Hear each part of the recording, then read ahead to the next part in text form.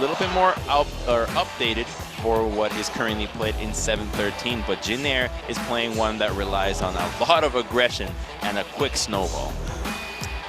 They knew they were going into the Lulu, and they still picked up that Kennen, and they said, okay, here we go in the bot lane. Snowflower, interested to see if he can actually make that Kennen support work. I forget exactly who it was that was playing a lot of Kennen support. It was Gorilla. Okay, yeah. And he started playing it a while back as well. Way back, we had many times where Kennen support was a heavy favorite in the meta. Although now it's a different kind of Kennen, but still with the same approach to his playstyle.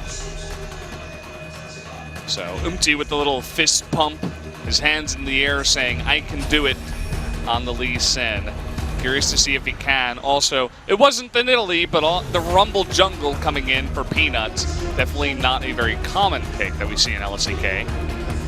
Not at all, but it does offer a surprising amount of damage and setup in ganks. And speaking of setup, if I am Lee Sin, if I am I absolutely love what they have drafted around me. Camille, easy as hell to set up topside ganks. You've got LeBlanc that can help you in all the roams. And then the bottom side, Kalista Kennen. At level 6, you just chuck in the Kennen there with your give them more room.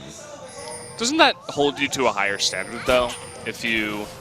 Okay, wait, hold that thought. Teddy does get the jump over the wall there with the help of Bang, who just got close enough to allow him to auto-attack. But yeah, I feel like if you get to a certain level... Okay, never mind, hold that thought. Faker, he's going to be forced to flash. He's turning around and actually fighting this one, but...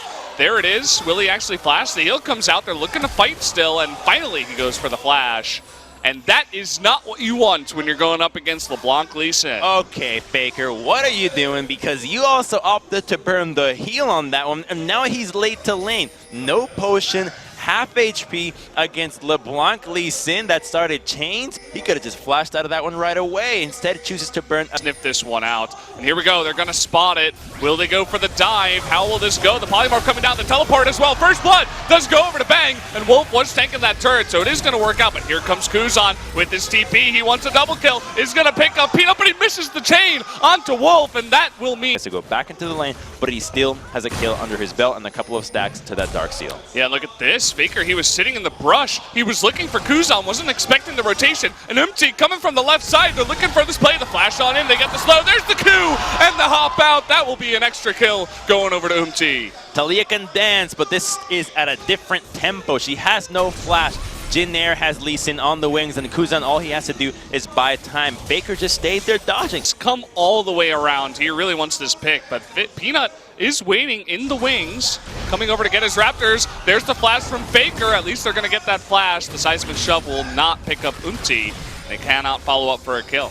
That's a great angle, and he had no idea that Peanut was coming there, actually. Oh, and look at this. Bang and Wolf, they were going aggressive. There's the flash in from Teddy, and the Rend in the last Q will come in and pick up the kill, and Wolf is going to go down too. A straight-up 2v2 that goes to Jinair. And Jinair is walking away. Out of Snowflower, they still pick up the kill, though, and now Snowflower trying to turn around. That might just be his death, but look at this. The TP on in from Sowan and Kuzan. They're looking for more. They get Lulu. They get Varus. Peanut is going to go down to the turret. Can they get Untara?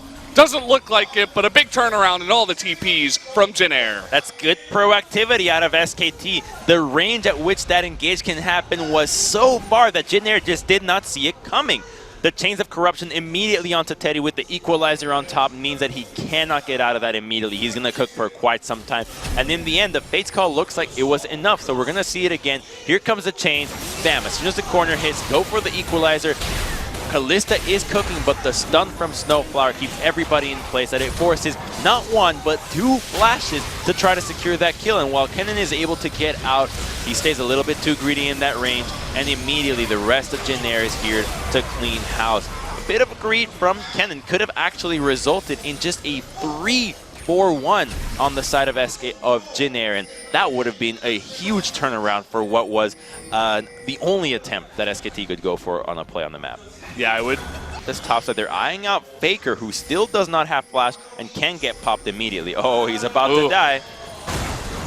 Oh, look at this, coming in from behind the flash kick, and that should be his life, as he has absolutely no chance and does go down. The turnaround here, though, Teddy and Snowflower getting aggressive when they saw Peanut earlier on. That's going to be a double kill in the top lane for SKT. Second time seems to be SKT's charm, and now it's a race of defending your turrets. It looks like SKT in there. It's a lot harder for Jarvan Rumble to kill Camille than it is for LeBlanc, Lee Sin, and...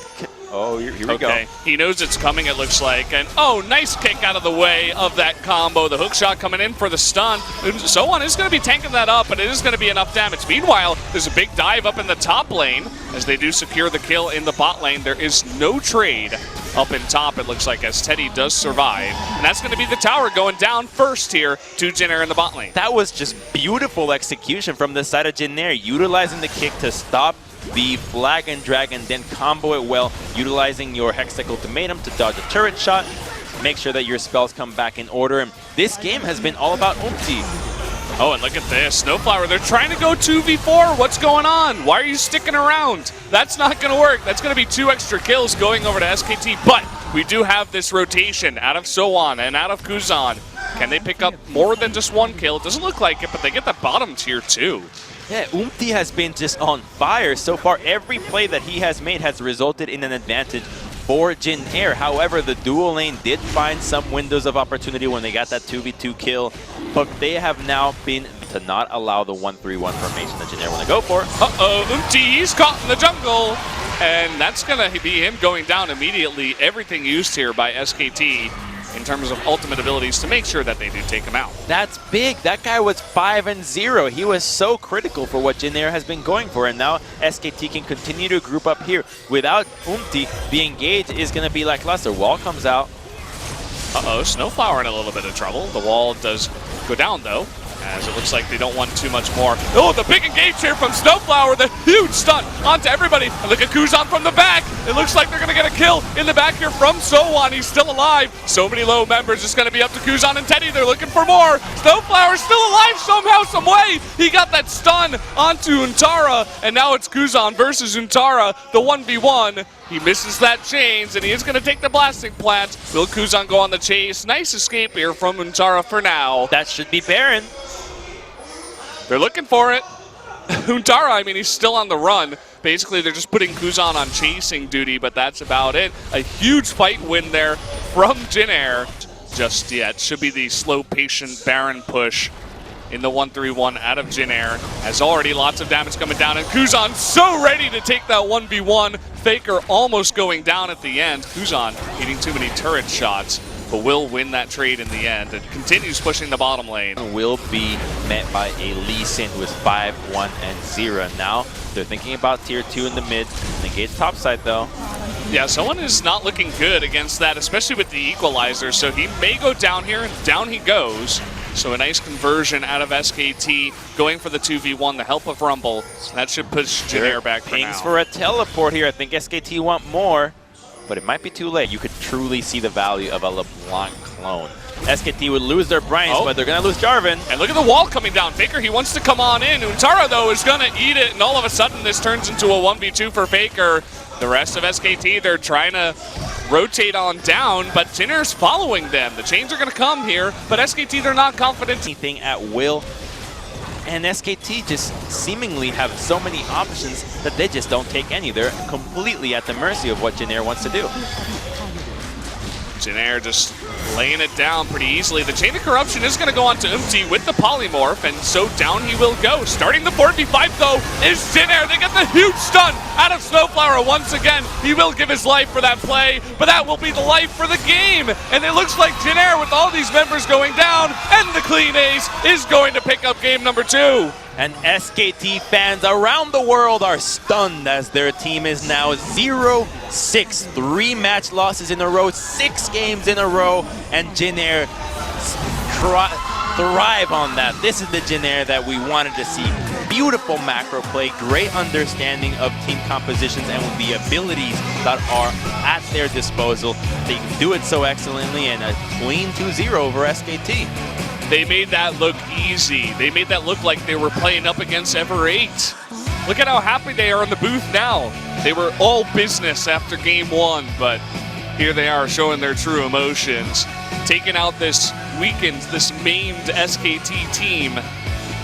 making it look pretty easy. Those guys definitely should be very happy with their performance. Sohan coming on in, looking fantastic, but really the MVP of the series. I think I'd have to give this one over to Umti. Absolutely. He had so much to say. You could argue that the resources he put into the game were also exemplified by what Kuzan was doing in this game. He got some help, he turned it around, he helped both top, bottom when he could, and made the game work. Whereas for SKT, there's so much that needs to be addressed here. I think that they're looking at the synergies in their top and jungle, but they have to look at their compositions, the way that they're playing the